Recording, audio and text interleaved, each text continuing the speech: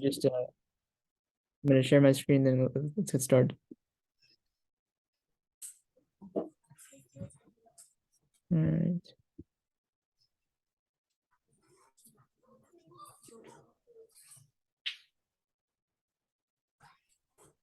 Okay. Bismillah ar-Rahman ar-Rahim. Wassalatu wassalamu ala Rasulillah wa ala alihi wa sahbihi ajma'in. Let's get started with lesson 7. All right. So, anybody remember what we talked about last time? Just shout out an answer. Abuji, you can pick somebody if you want. Raise your hand. It's okay. Yes, go ahead, Bilhan. Nasser, the marriage proposal of Khadija and the Prophet ﷺ. Okay, And- good. Is there something else? I was gonna say that before they got married, Nasser, the mom, told Khadija, I guess secretary, I guess this man, adult, had great things will come into the future. Yeah. Good. Right. So he told Maysara, that was the name. That was a servant of Khadija, Maysara, who went with the Prophet ﷺ for the trade caravan, and he told him, "Yo, man, stay with this guy. He's a prophet, bro. So special guy, right?" So that's what we know. And like you said, the proposal of Khadija radiallahu anha to the Prophet ﷺ was an important part. Anybody else mention one more thing? Maybe a sister. Yes, go ahead. You know. It's developing yourself as a person, Loudly. learning to care for others, character building. Should you repeat that? Loudly, so you know. Tarbiyah, it's character building and learning to care for others and how to develop yourself as a person. Good. Awesome. Yeah. That's how we develop character. It's very important. Awesome. So those are some important things we talked about last time. So now let's get into our next session. All right, so here's the outline for today. So we're gonna just very briefly do a little bit of recap, not too much this time. And then we're gonna go into the household of the Prophet ﷺ. So all the people, his wives, his children at this time, because now he's married. So he's building a family, he's becoming a father. And we can kind of see this part of his life develop at this time. And we're also going to talk about an important event that took place at this time was the rebuilding of the Kabah, and then finally prophethood. So we're getting to that stage now. So we've passed the early years, the childhood, the development. We talked about Halima. We talked about the different parts of his early life, the Harb al-Fijar, his trade as a merchant, his working as a shepherd. And then now we're getting to the marriage with Khadija radiallahu anha, finally his family, and now the prophethood, which is where the real events start. So it's exciting. So quickly, we talked about other things that I want to mention, some important principles we talked about last time, which were keeping a balance in our lives between this dunya and the akhirah. It's a really important principle we learned from the seerah. And also just having trust in God and making sure that we also balance this aspect of, trusting in God, making sure that we're aligned, our perspective is aligned to God first and foremost. And we're also working hard to achieve what we want in this life, achieve success. So there's both paths, right? You can't just work hard and say, I'm going to do it myself. I don't have to rely on anybody else. No, everybody needs a support system. All the greatest leaders in the world, the greatest athletes, the greatest speakers, they all had a support system behind them. So you work hard, you trust in God, and that's your first and foremost perspective is aligned to God. So that's what we learned from the Prophet ﷺ. And like I said, we talked about him as a merchant and how he had so much blessing in his transactions, and how when Khadija radiallahu anha wanted to propose to him, she first noticed his character, and she noticed how pious he was and how God-fearing he was, which is what really brought this idea of her wanting to propose to him, because of that character, because of how beautiful of a person he was inwardly and outwardly. So that's one thing to mention. So now let's get on to the household of the Prophet ﷺ. All right. So he's married with Khadija radiallahu anha, and it's important to know these people because we want to know who was around the Prophet ﷺ at the time, who were his children, who was really intimate with him, who were his close family members.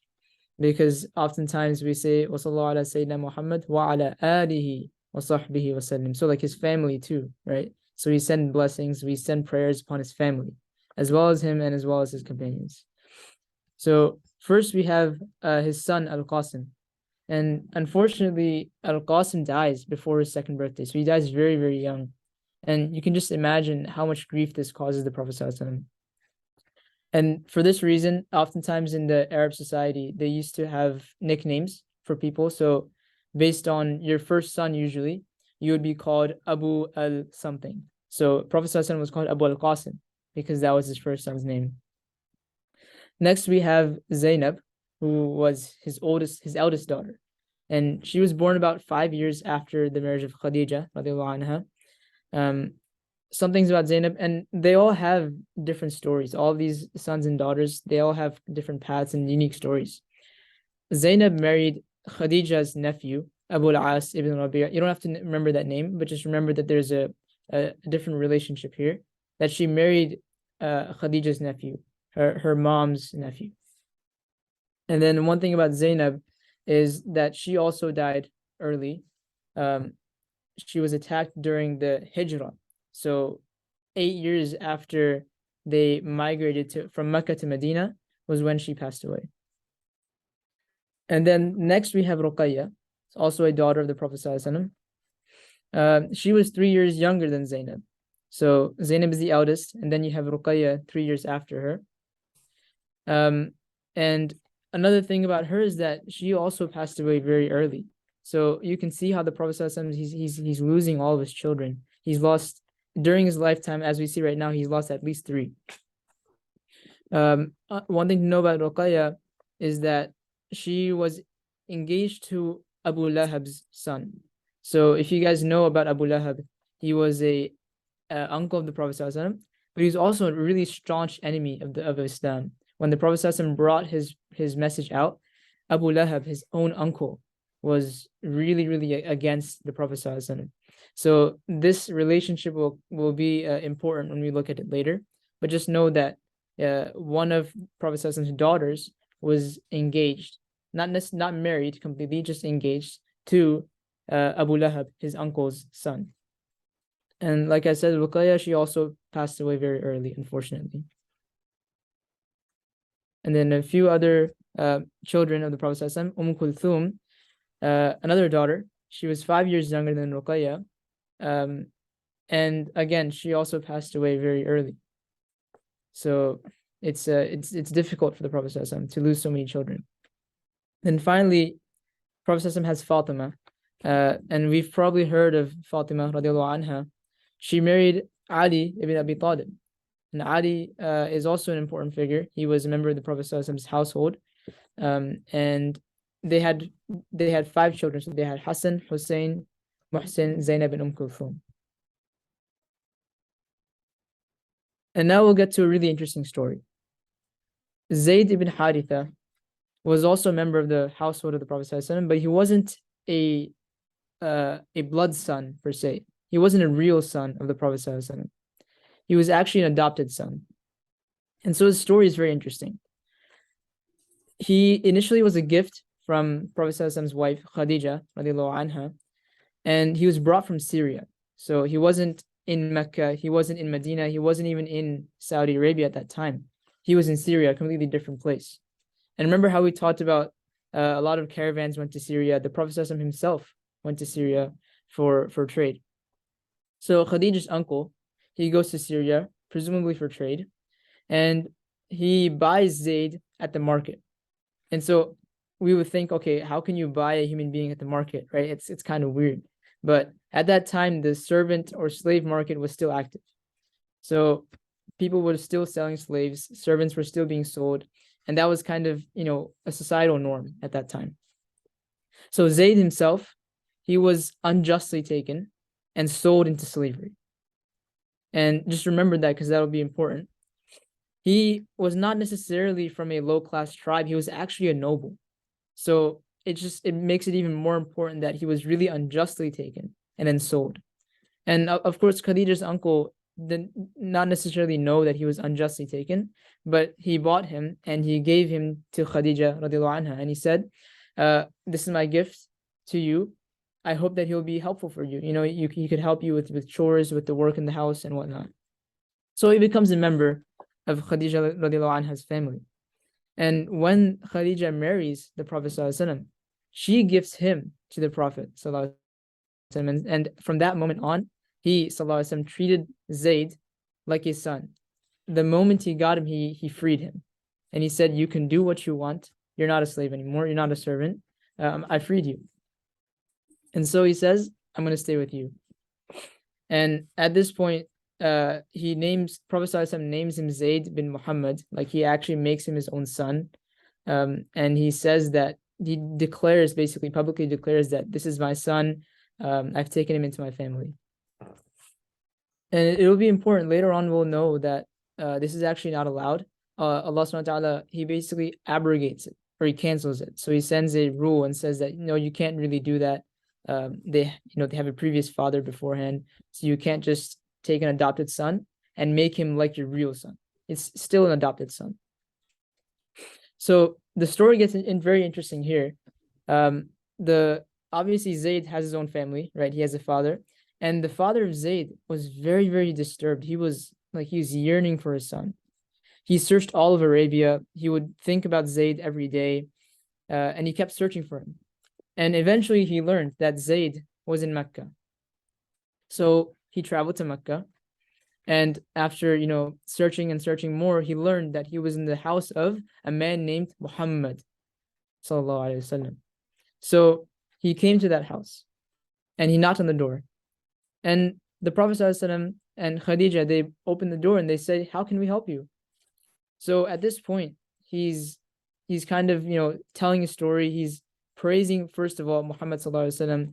He's saying that you guys, your tribe, the Hashim tribe, the tribe the Prophet sallallahu alaihi wasallam is from, you guys are taking care of the pilgrims. You have a very honorable status.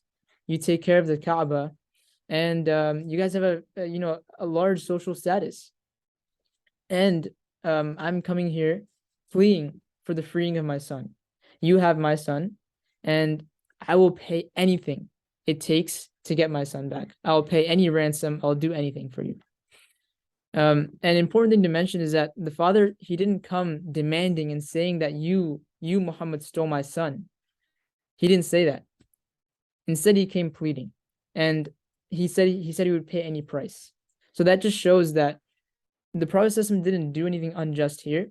In fact, he even freed Zayd from the outset of when Khadija gave him Zayd. And like I said before, the slave and the servant trade markets were real at this time. People were being sold into slavery.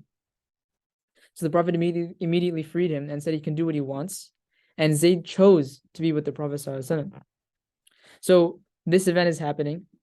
The father is here. And the Prophet ﷺ calls Zayd and he says, look, Zayd, do you recognize these people? This is your father here, and his uncle was there as well. This is your uncle here, and they've both come to get you. And I'm not going to hold you back, so you have the choice. If you want to go with them, you can go. If you want to stay, you can stay. And at that point, just imagine like a longing father traveling so far to get his son back. And Zayd says, I could not choose anyone over you, Muhammad. That's impossible. Like in the way he said it in Arabic, it literally translates to, it's impossible for me to choose anyone over you. You are like my mother and father, so I can't choose anybody over this man. And so obviously that did kind of shock Zayd's father, his own blood father.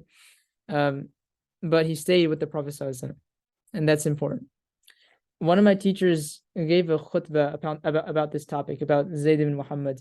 And after that khutbah, someone came up to him and said, like, I had no idea you could love an adopted son so much, right? So that was just the love between the Prophet ﷺ had for Zayd, and Zayd stayed loyal to him for this reason. And there was a really interesting poem that Zayd's father said about him, just to kind of get in the mindset of the father, to see how much he's longing for his son. And he's saying in Arabic, he said it's a very beautiful poem, but I'll just translate that I cry over the separation from Zayd, and I have no idea if he's alive or dead. I have no idea if he's alive or dead. Just think about this, right? If you know somebody has passed away and you're missing them, like you don't know where they are, if they're passed away, khalas, it's done, you know? You don't have to look for them anymore. You understand that they're gone and they're not necessarily missing. But if you don't know if they're alive or dead, it's kind of like a dual anxiety per se. Like you're kind of, it's just, you're still thinking about, can I find them? Are they dead? Are they alive? I have no idea. It just tugs at your heart. And then he says, it would suffice me in this world of all things if someone would just bring me to him. If someone would just bring him to me. The sun rising and the sun setting reminds me of my love for you. And just think about that metaphor there, right? The sun rising and the sun setting. When you guys see a sunrise and a sunset, the sky is painted with beautiful colors, with red, orange, all these sort of warm colors. And he connects that to his love for his son. That's how much that father loves his son. It's so much, so overwhelming. And yet the son chooses to stay loyal to the Prophet ﷺ. So an important lesson we learn here is, if you're loyal to Allah and to his messenger, then Allah is loyal to you and loves you. So if you're loyal to, let's say in our time, the teachings of the Prophet ﷺ, the remembrance of Allah, and trying to live our life in accordance with what Allah subhanahu wa ta'ala has said for us and what the Prophet ﷺ has brought for us, then Allah loves you and Allah stays loyal to you. And what does that exactly mean? If you look at Zayd, who stayed loyal to the Prophet ﷺ, throughout the entire life of the Prophet, Zayd was appointed as a leader for a caravan. So if a caravan went out for trade, as an army, then Zayd would be appointed the leader for it because of how much the Prophet ﷺ loved him. And every time the Prophet ﷺ was out of the city and Zayd was in the city, the Prophet ﷺ would appoint Zayd as the leader for prayer.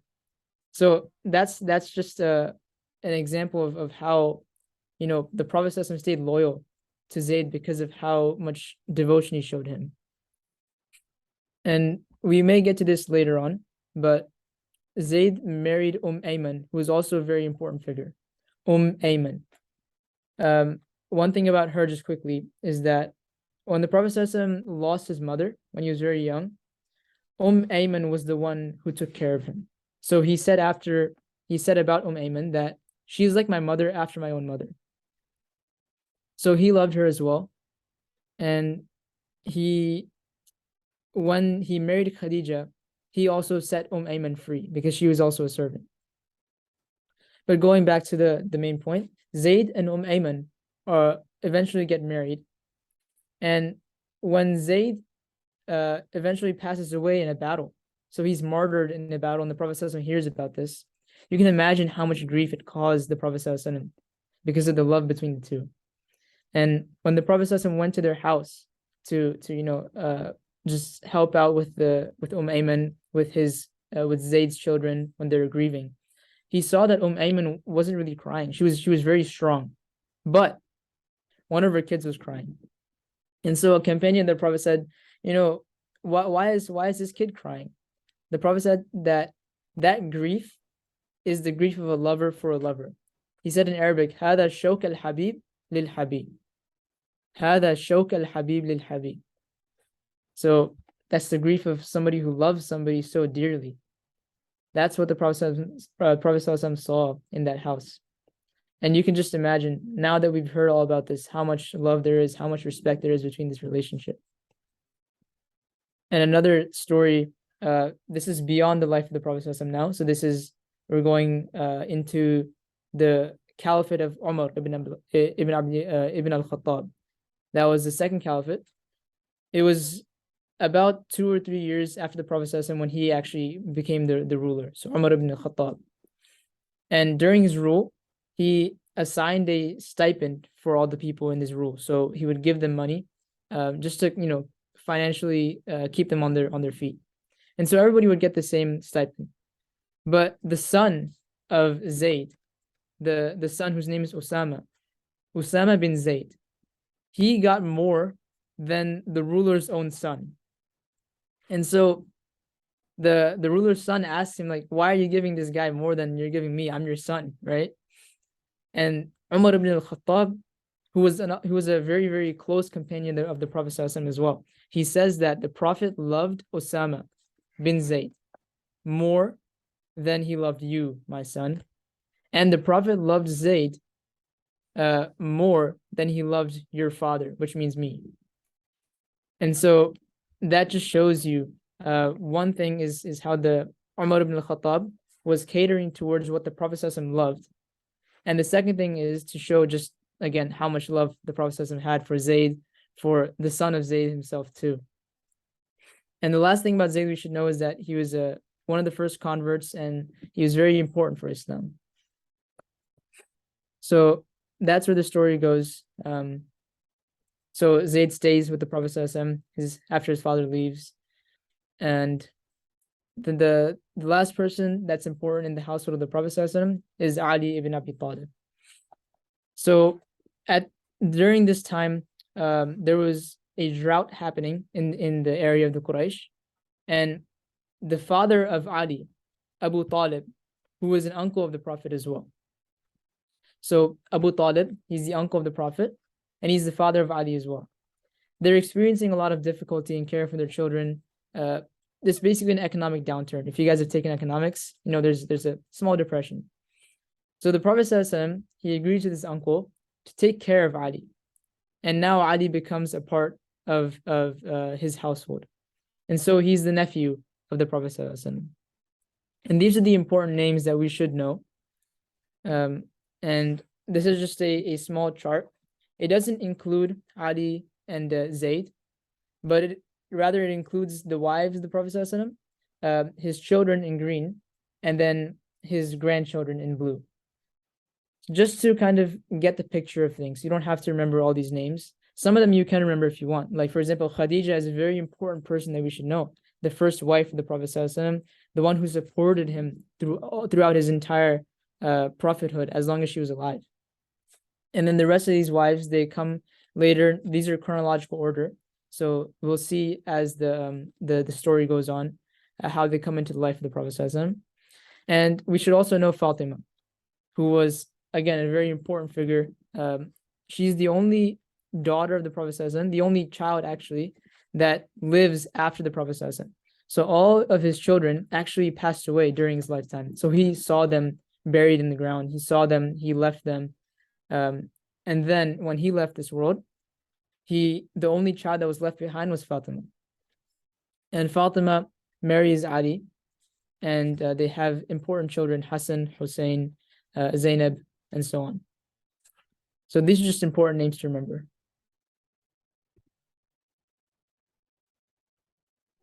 Okay, so we'll get to Surah Kawthar. First, I want to mention one thing, is that the uncle of the Prophet ﷺ, Abu Lahab, who we mentioned before, he was a really staunch enemy of Islam. He actually proposes, so before prophethood comes, he proposes two of his sons to two of the Prophet ﷺ's daughters.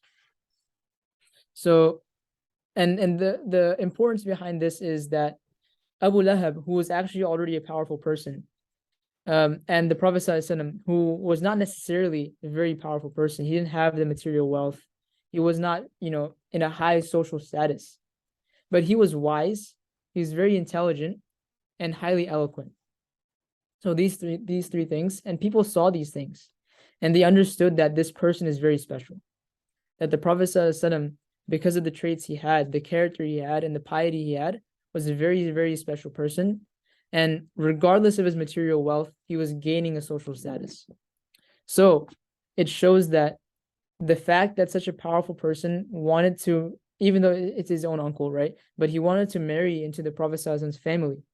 It gives him a special status. It shows that the Quraysh, the tribe of the Prophet ﷺ, they're viewing him as a special person at this time. And it just shows you like he'll basically be considered as a leader going on forward. Whereas All right. before you move on, can we go back to the slides where you had said that the daughters were married to Mhm. sons of Abu Lahab? They were not married, right? They were engaged, correct? Yes, that's Can you correct. make that correction? Yeah, let's make that correction. Okay. That's yeah, so that should be correct. So it should not say married. It should say just engaged. Because the important part is that when prophethood comes, Abu Lahab basically he comes back to the Prophet ﷺ and he abuses him. He physically abuses him, and he says that very cruelly, I'm divorcing, I'm taking my sons away from your daughters. So they weren't married, they were only engaged. But when this prophethood came, he revoked that engagement and in a very cruel and nasty manner, basically. So yeah, like my dad said, they're not married. So that was Kulthum and yeah, Ruqayya. So they were only engaged. And then later on they married Uthman ibn Affan, who was also a caliph of Islam. He's also a very close member, close companion of the Prophet ﷺ. So just yeah, that's a good note to keep in mind. All right. And last thing, just to know, what's the whole reason behind knowing all these people? We're just learning about the Prophet ﷺ, right? It's important to know who was in the household, because as revelation comes, as we're gonna see soon, inshallah, that the Prophet ﷺ was not the only one in the house. He wasn't, just receiving revelation from God and then, doing whatever he wanted individually. He was also a father, he was a husband, and he had to take care of a family. So he had small children at home that he was picking up and taking care of, just like our own parents. So it's important to keep this in our mind when we go through the story of the Prophet ﷺ, that every day he has to go back and take care of his children. Just because he goes out on an expedition, on a journey, just because he's meditating in the cave, doesn't mean that he goes back home and just does nothing. He has to take care of his children as well. So he's living this very, you could say, busy life, but just keep that father aspect in our minds. So an interesting thing that happens at this time, as the Prophet ﷺ is losing his sons, at the time of the Arabs, having sons was an important part of keeping your lineage. So if you had sons to inherit basically after you, then your remembrance would be kept up, your honor would be kept up. And if you didn't have sons, then more or less you wouldn't be remembered. Your lineage would not continue. Because another thing we know is that oftentimes the daughters would take the name of their husband, would take the family name of their husband. So therefore, if you didn't have a son, your name wouldn't be remembered in your lineage. So this guy, I've never heard of him before. I heard about this story. Al-As ibn Wa'il, right? Just a random guy. He comes and he's mocking the Prophet ﷺ. He's like, you lost so many sons. He basically said in Arabic, Batura Muhammad. So like your lineage is cut off. You're cut off completely. And he was mocking him. Just imagine, after dealing with so much trauma, losing, I don't know, 3, 4, 5 children, it's very difficult. But at this time, he's lost 2 of his sons. And As bin Wa'il basically says, yeah, it's your fault. You deserve it. You lost these sons, it's completely your fault. And so he mocked him. He says, nobody's going to be carrying your lineage or your remembrance after you. And just put it into context, let's say somebody blames you for getting a bad grade. They say it's your fault, you're not smart enough. Or somebody, maybe going through a divorce and they say you deserve it. How hurtful is that? It's very, very hurtful. So Surah Al-Kawthar is later revealed, partly because of this reason. It was revealed to comfort the Prophet ﷺ because of what this guy said. And so the surah is Bismillah ar-Rahman ar-Rahim, Inna a'tayna kal kawthar. So Al-Kawthar, keep that in mind. فَصَلِّ لِرَبِّكَ وَانْهَرْ إِنَّ شَانِيَكَ هُوَ الْأَبْتَرُ. So let's go to the first verse, right? Inna a'tayna kal kawthar. So Allah is saying to the Prophet ﷺ that we have given you Al-Kawthar. And what is Al-Kawthar exactly? Al-Kawthar, it says that there will be a pond, like a very, very large pond. You can say that if you're traveling on a camel, it'll take you 1 month to get across one of its sides. And it's a rectangular pond, so it has 4 sides. You'll consistently be traveling for 1 month to reach the end of this pool. So it's a gigantic pool. And it's a pool of really, really pure, sweet water. And it says that the Prophet ﷺ has this in his possession in the afterlife. So this will be where the believers, before they enter into Jannah, they stand at this pond, or let's say this pool, because pond is small. This is a gigantic pool. And they stand here. And the Prophet ﷺ basically takes his hands and he feeds each and every one of us, each and every one of those believers that are by this pool. And once you drink it, that's like you're stamped, you got your boarding pass, and you're going to Jannah. All the other things that happened before, there's still a possibility that maybe you're going to be, taken into account for one thing. Maybe you'll have to go this place. But once you get to that pool and you drink from Al-Kawthar, from the hands of the Prophet ﷺ, that's it. You're going to Jannah. So this is a huge gift that Allah subhanahu wa ta'ala basically tells the Prophet ﷺ about. So that's Al-Kawthar. And then the ayah says, فَصَلِّ لِرَبِّكَ وَانْهَرْ. So pray to your Lord, give charity, continue to do good stuff. Don't worry about whatever this guy said. إِنَّ شَانِيَكَ هُوَ الْأَبْتَرُ. So the person that was your enemy, basically, referring to Al-As bin Wail, he's the one that's truly cut off. So even though this guy said that you're cut off, you don't have any sons, don't worry about that. That guy is the one who's cut off. You're not cut off. And the reason why this is true, we can think about this in this way.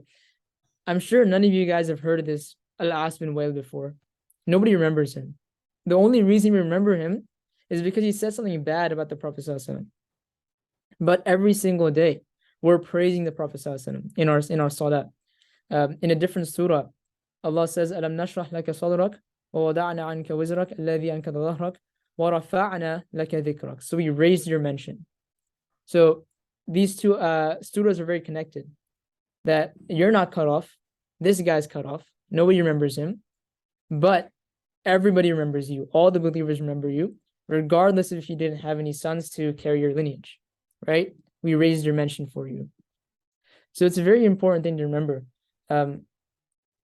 how special Surah Al-Kawthar is. So next time you guys are, praying your salah in 1 or 2 minutes, and you're trying to find the shortest surah you can find, just remember that Surah Al-Kawthar is actually very special. So if you're reciting this, now you know how beloved this surah was to the Prophet ﷺ and how it mentions one of the greatest gifts that he receives, Al-Kawthar. Okay, so let's move on to the rebuilding of the Kaaba.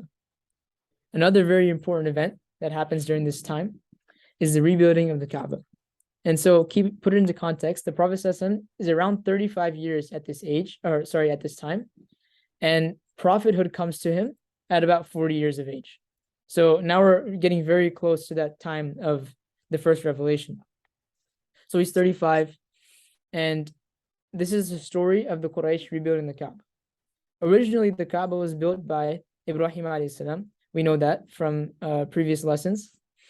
And the Quraysh are extremely worried. They think that harming this Kaaba, laying a hand on it in any manner, when you rebuild something, you kind of have to destroy it first and then rebuild it. So they said that harming this thing would actually be a really disrespectful thing to do. Because even though they weren't necessarily Muslim, they still had their religious traditions. And so people would still come for the pilgrimage, and they would circulate around the Kaaba doing their own whatever traditions they had. But they all recognized that the Kaaba was a holy object. And so harming this thing would be sacrilege. Remember this word, sacrilege. It's a disrespect to a religious thing, sacrilege. So they're all afraid.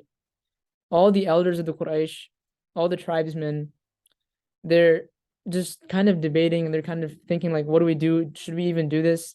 We kind of have to do it because the Kaaba is like, we need to rebuild it. It's in bad shape. But should we do it?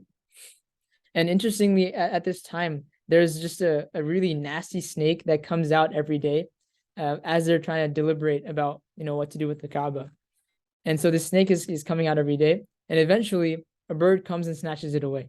So they're like, okay, now we have permission, right? Now this snake is not here, so we can go ahead and do what we want. So one of the leaders of the Quraysh, his name is Walid ibn Mughira. He was a really powerful leader of the Quraysh He was also a very eloquent and learned man. He could read and write. But he was an enemy of the Prophet ﷺ during his prophethood. But that's the man, Walid ibn Mughira. And he takes the first strike. So he goes to the Kaaba as all the other people are debating and deciding, should we even do anything? He strikes the Kaaba first. And he says, guys, this is good. We need to rebuild it. So they were still so afraid. After the first strike, they waited a day to see if this guy would, if something would happen to this guy, if he would die, if something bad would happen to it. And nothing happened. So, okay, so now they begin to rebuild the Kaaba. And so they take it down brick by brick and they lay it to its foundation. And one thing to remember is, obviously, every building project needs money.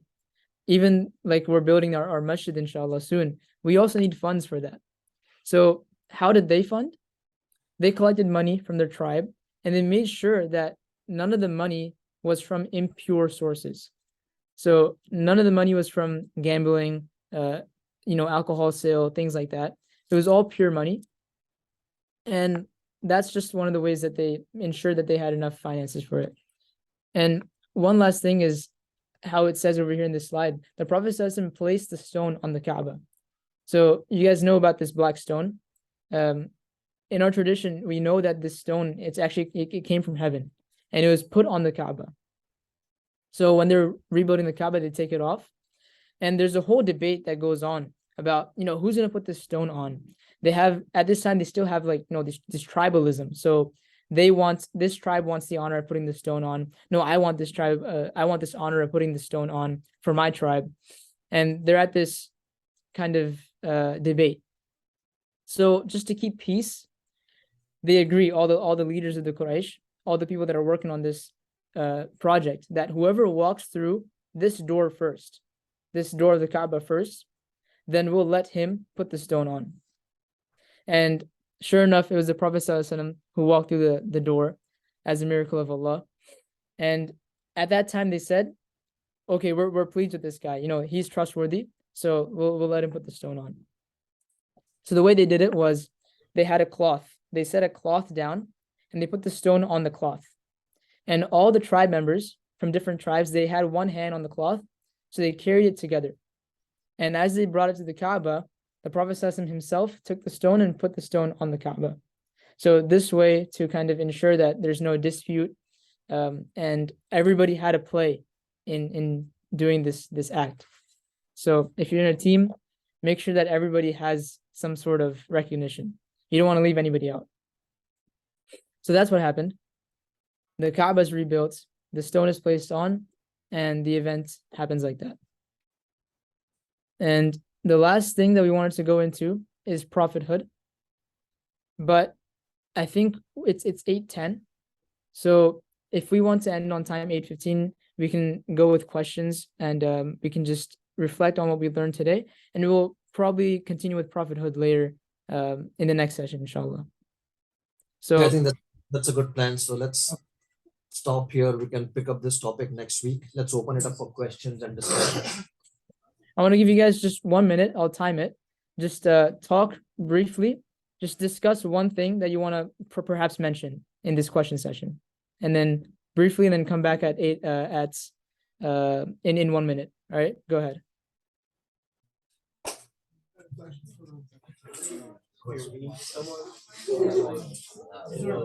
Guys, maybe talk about any questions that you want to ask. Also talk about that, please.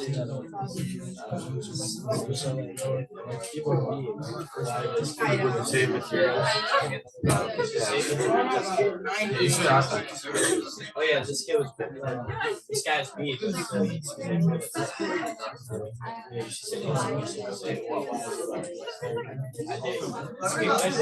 His question was good. Yeah. It's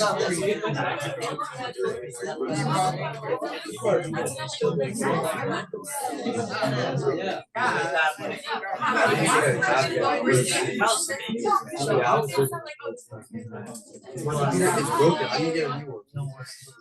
Bro, you just Yeah. bro. So there's I was like, there's traffic. My sense. Stop. Yeah, but I don't really have any. I saw you. Wait, what should we read? I have. Like, what is it? All right, guys, let's come back. Let's come back, everyone. All right, let's start. Let's start with questions. People who have questions, raise your hand. Okay, let's go from here. Zara. What was the name of the guy who first struck the Kabah? The name of the person who first struck the Kabah.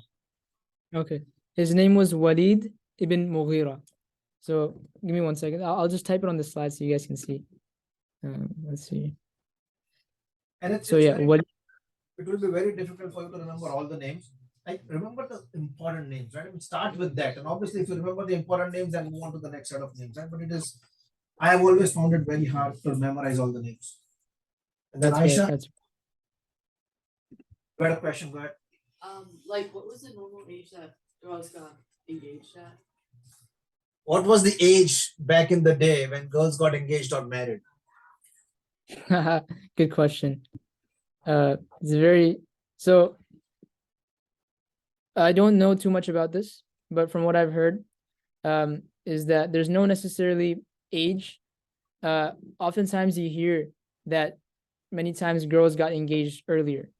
But that's not necessarily always the case. Khadija radiallahu anha was 40, and the Prophet ﷺ was about 25 when they got married. The real factor was, and it is Islamically in terms of fiqh, Islamic law, once you attain puberty, so once you are physically mature, then you're able to get married. Nobody was married before they were physically mature, because that would be unjust. So as long as you attain that stage, regardless of when it happens, then you're considered mature and you're considered basically responsible for your obligations in Islam. So yeah, I don't know if there's an exact certain age, but that's what I know about how people were liable for marriage. But just to add to that, it was societal norms. It wasn't specific to Muslims at that time, right? So everybody, whether they were Christians, Jews, whatever their religion was, whether they were atheists, that was the norm of the society back then, right? Even today, there are certain areas in the world where girls and boys, everybody gets engaged at the age of 4, 5, 6 years old because the parents decide that, hey, my child is going to get married into this family. It happens in India. I know that my friends come from these areas, these remote areas, and they actually go and get their kids engaged when they're 5, 6 years old. So it happens today as well. There are some areas in the world where it happens. We don't hear about it often, but it does happen. Yes, Sabit? Would they also have to be mentally mature, or not just physically mature? Again, we don't know, right? We don't know what the societal norms No, were. no, We not just know. the societal norm within Islam. Doesn't Islam also say they have to be Yes. mentally mature? Yes. I think there were some hands in the back. Somebody had raised hands. We'll come this way up top. Anybody else? I think you had some more questions, right? No? All right, Ibrahim, go ahead. Was the Kaaba built out of like a similar material, or was it built out of like more reinforced like stone? Back in the day when the Kaaba was reconstructed, right? The story you mentioned, like what material was used? Was it stones? I mean, it had to be stones, right? Because the concrete and stuff that did not come later on. So was it like the same? It was probably originally was, built yeah, with?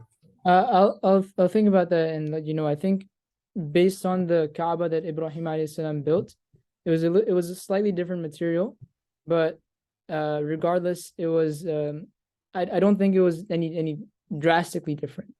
The important thing to mention though is that the Kaaba, where it was first built, the foundations of Ibrahim alayhi salam, it was built on those same foundations. So where the Kaaba was during the time when it was first built, it's still in that same place, and it's still that same kind of holy region.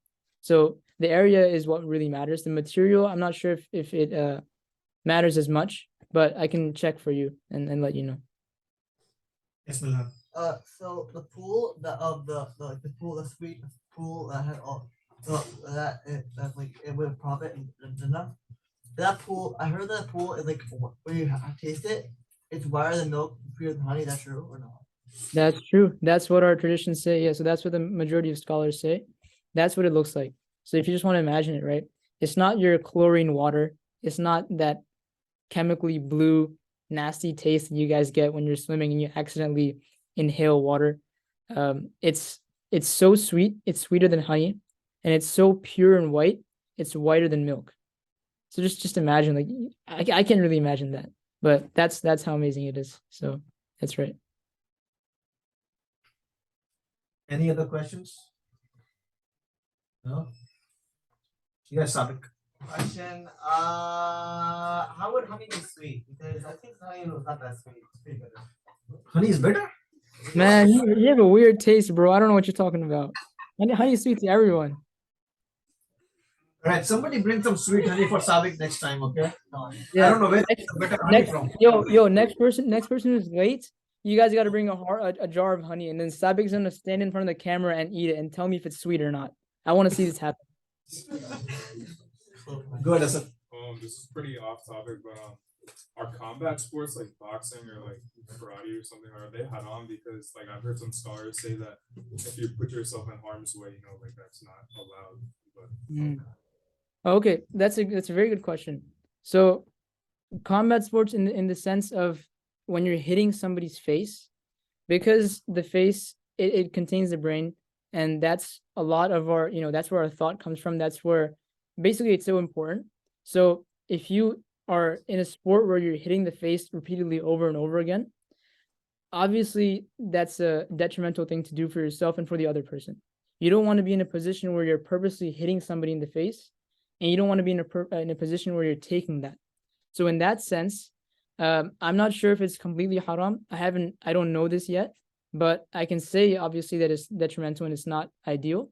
However, combat sports, so things like wrestling, things like karate, jujitsu, this is actually encouraged by the Prophet ﷺ.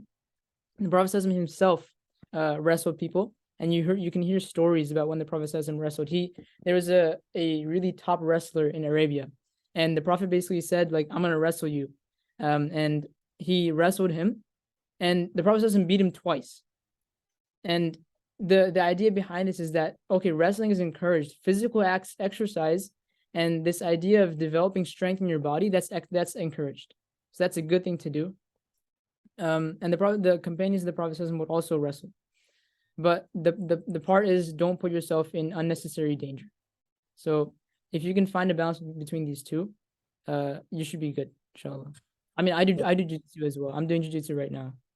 Yeah, so Faraz is a black belt in ATA, American Taekwondo, and then he's doing jiu-jitsu as well. But the one thing I want to add is, let's shy away from calling things haram, right? Because that is really a extreme thing, right? There are things that are mentioned in the Quran which are definitely haram. So Allah subhanahu wa ta'ala has said, pork is haram, or alcohol is haram, or interest is haram. Outside of that, there are gray areas. So I would shy away from using the word halal or haram. For the most part, I would shy away. I would use the word, is it allowed or not, right? Yes, go ahead, Sabit. Isn't the gray area called makruh? Makruh, yes. All right, I think we have 5 minutes over for us, so we'll go. Any last thoughts before we end? Sorry, just a clarification. Makruh is not necessarily gray area. Makruh, depending on different schools of thoughts, makruh is actually disliked. So depending on the grade of how disliked it is, that a specific thing is not light, and it's better if you stay away from it. So technically it's not a gray area. But there's a whole kind of complicated thing about this. So but yeah. All right, for us, Jazakallah khair. Thank you so much. Thank you guys. Islam.